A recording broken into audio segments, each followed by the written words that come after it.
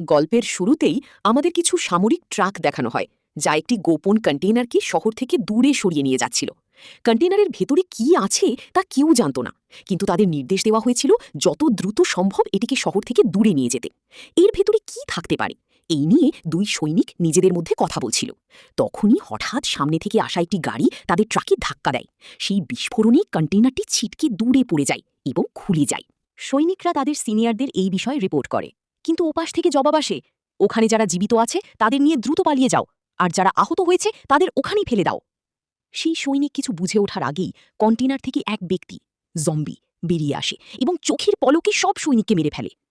দুই সৈনিক সেখান থেকে পালানোর চেষ্টা করলেও সেই জম্বিটি তাদের উপর আক্রমণ করে মেরে ফেলে। কিছুক্ষণ পর দেখা যায় সেই মৃত সৈনিকরা জম্বি হিসাবে আবার জেগে উঠেছে, কারণ তারা ভাইরাসে আক্রান্ত হয়ে গিয়েছিল। দুর্ভাগ্যবশত লাস ভেগাস শহর, যা বিশ্বের অন্যতম জনবহুল শহর, সেটি সেখান থেকে খুব বেশি দূরে ছিল না। তারা শহরে ঢুকে সাধারণ মানুষকে সংক্রমিত করতে শুরু করে। এই ভাইরাস এত দ্রুত ছড়ায় যে দেখতে দেখতে পুরো শহর এর কবলে চলে আসে এবং পুরো এলাকাকে কোয়ারেন্টাইন করতে হয়।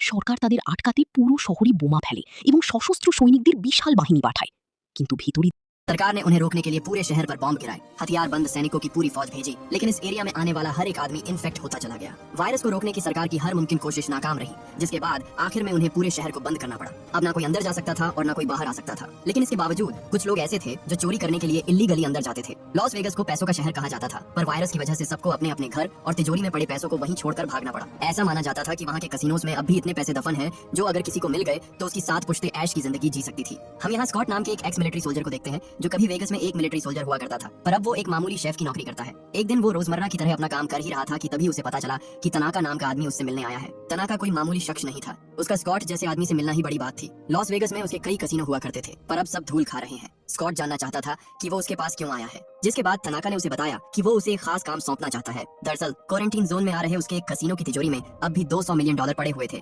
जिन्हें निकालने में उसे उसकी मदद चाहिए थी। स्कॉट को तो यकीन ही नहीं होता कि इतनी बड़ी रकम तिजोरी में पड़े पड़े सड़ रही थी। इंश्योरेंस कंपनी उन 200 मिलियन समेत तनाका के नुकसान की भरपाई पहले से कर चुकी थी, जिसका मतलब तिजोरी में पड़े उन पैसों का ना कोई हिसाब है और ना कोई रिकॉर्ड। तनाका को कोई परेशानी नहीं होती अगर वो पैसे इसी तरह कुछ और सालों तक तिजोरी में पड़े रहते, पर सरकार अगले 4 दिनों में पूरे शहर को न्यूक्लियर बॉम्ब से उड़ाने वाली थी, जिसमें कसिनो समेत उसके सारे पैसे जलकर राख हो जाते। वो स्कॉट को इस काम को करने के लिए फोर्स नहीं करना चाहता था, इसलिए उसने स्कॉट को एक नक्शा दिया और चुपचाप वहां से चला गया। अब फैसला उसके हाथ में था कि वो ये काम करेगा या नहीं। इसके बाद हमें क्वारंटीन कैंप को दिखाया जाता है, जहां वेगस से रेस्क्यू किए गए लोगों को रखा जाता था। यहाँ हम स्कॉट की बेटी केट को देखते हैं, जो लोगों की मदद करने का काम किया करती थी। रीटा नाम की एक औरत जो केट की दोस्त भी थी, उसे बताती है कि कल वो क्वारंटीन जोन में जाने वाली है, जिस पर केट ने उसे ऐसा करने से साफ मना कर दिया क्योंकि अंदर बहुत खतरा था। पर रीटा कहती है कि वो बस कुछ देर के लिए अंदर जाएगी और वहां से कुछ पैसे लेकर वापस आ जाएगी। उसने कुछ लोगों को ऐसा करते हुए देखा था, कई लोग अंदर गए और मालूम माल होकर वापस आए, पर केट उसे समझाती है कि अफवाहें झूठ है, आज तक वहां से कोई वापस नहीं आया। वो बात कर ही रहे थे कि तभी वहां एक गार्ड आता है। केट को गुस्से में देख उसे लगा कि कहीं वो इन्फेक्टेड तो नहीं, जिसके बाद उसने उन दोनों पर टेम्परेचर गन रख दी। उनकी बॉडी का टेम्परेचर तय की गई लिमिट से कम होता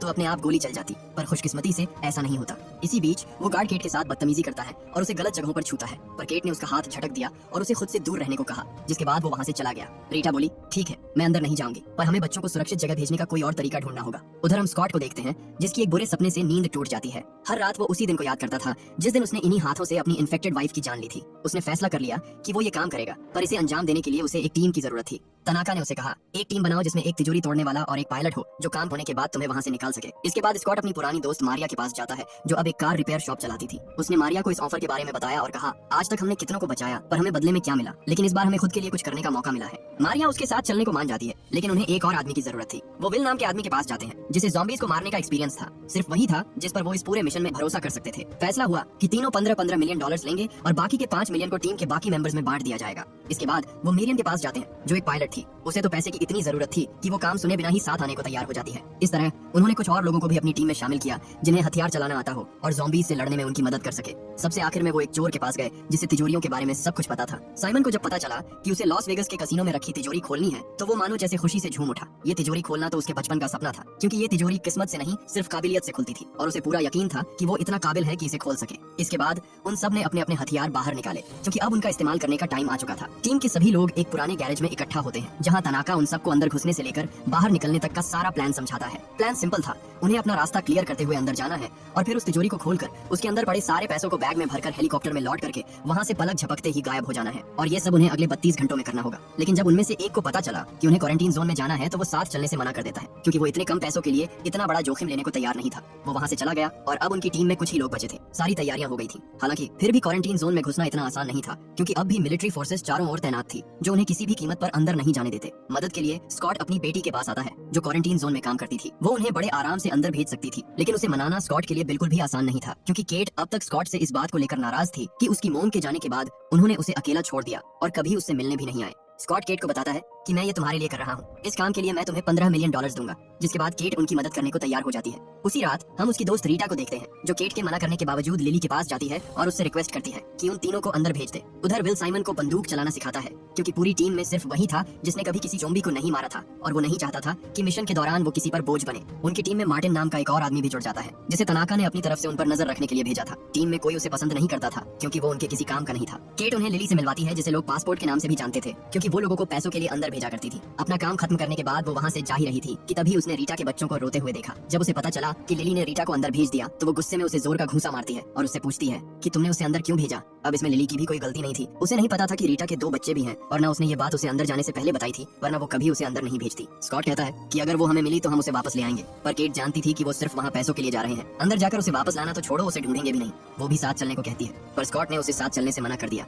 क्योंकि इसमें बहुत खतरा था। लेकिन केट भी कम जिद्दी नहीं थी। वो बोली, अगर आप मुझे नहीं ले चलेंगे तो मैं आपके जाने के बाद अंदर आऊंगी, तब तो खतरा और भी ज्यादा होगा। स्कॉट के पास उसे अपने साथ ले चलने के अलावा कोई और रास्ता नहीं बचा था, इसलिए मजबूरन वो केट को भी टीम में शामिल कर लेता है। इसी बीच लिली ने उस बदतमीज गार्ड को उनकी ओर आते देखा और स्कॉट से कहा, उसने हमें देख लिया है, इसे भी अपने साथ ले चलना होगा, वरना ये बाहर जाकर सबको खबर कर देगा और हमारा पूरा प्लान चौपट हो जाएगा। इसके बाद वो सभी एक सीक्रेट डोर से होते हुए क्वारंटीन जोन के अंदर जाते हैं। एरिया शुरू होते ही उन्हें अपने सामने ढेर सारी लाशें पड़ी मिलती हैं, जिन्हें देखकर साइमन के तो डर के मारे पसीने छूट जाते हैं। लिली उन्हें बताती है कि ये लोग सूरज की रोशनी को झेल नहीं पाए, जब बारिश होगी तब इन्हें देखना चाहिए, कुछ बूंदें गिरेंगी और ये फिर से जिंदा हो जाएंगे। उन्होंने जितना सोचा था, ये शहर उससे भी ज्यादा खतरनाक